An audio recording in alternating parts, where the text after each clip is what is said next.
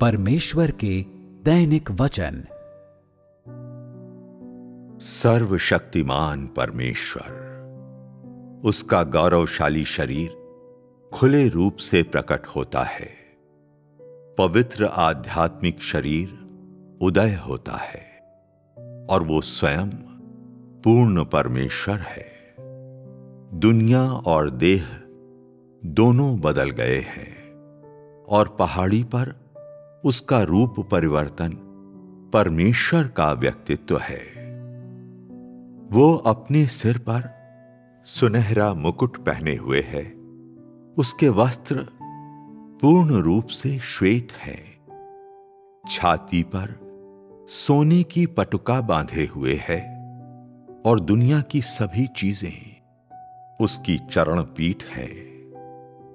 उसकी आंखें आग की ज्वाला के समान हैं। उसके मुख में तेज दोधारी तलवार है और वो अपने दाहिने हाथ में 7 तारे लिए हुए है।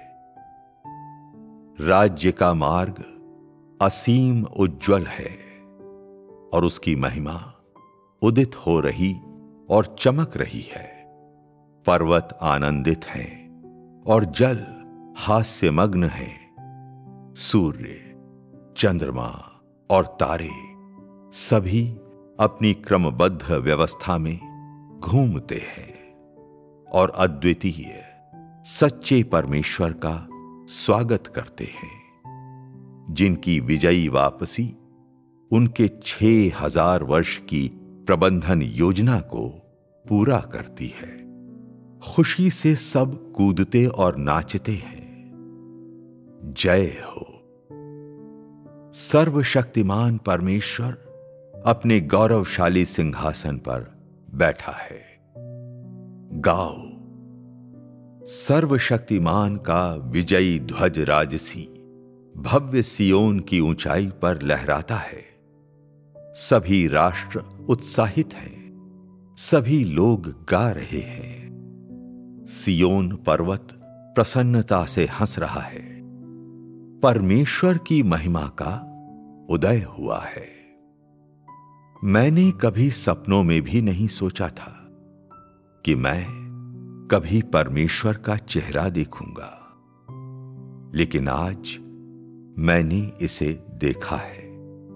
हर दिन उसके साथ आमने सामने मैं अपना दिल खोल कर रखता हूं। खाने पीने का सभी कुछ वो प्रचुरता से प्रदान करता है। जीवन, वचन, कार्य, सोच, विचार, उसका महिमामय प्रकाश इन सभी को उज्ज्वल करता है। वो रास्ते के हर कदम पर अगुवाई करता है और यदि कोई दिल विद्रोह करता है तो उसका न्याय तुरंत होगा।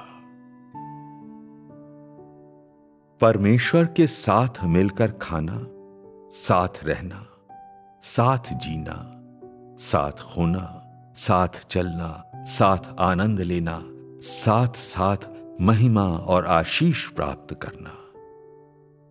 परमेश्वर के साथ शासन साझा करना और राज्य में एक साथ होना, ओह कितना आनंददायक है। ओह कितना प्यारा है। हम हर दिन उसके साथ आमने सामने होते हैं। हर दिन बोलते हैं, निरंतर वार्तालाप करते हैं।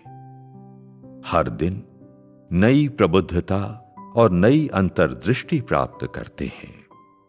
हमारी आध्यात्मिक आंखें खुल गई हैं और हम सब कुछ देखते हैं।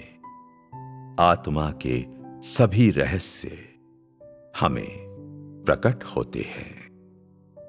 पवित्र जीवन कितना निश्चिंत है। तेजी से भागो और रुको मत। निरंतर आगे बढ़ो। आगे इससे भी अधिक अद्भुत एक जीवन है।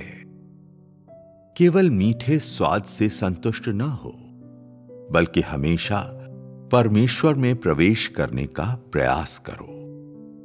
वो सर्वव्यापी और प्रचुर है और उसके पास सभी प्रकार की चीजें हैं जिनकी हम में कमी है।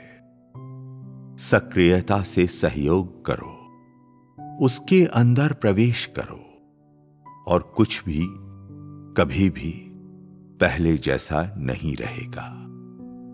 हमारे जीवन का उत्थान होगा और कोई भी व्यक्ति, मामला या बात हमें परेशान नहीं कर पाएगी।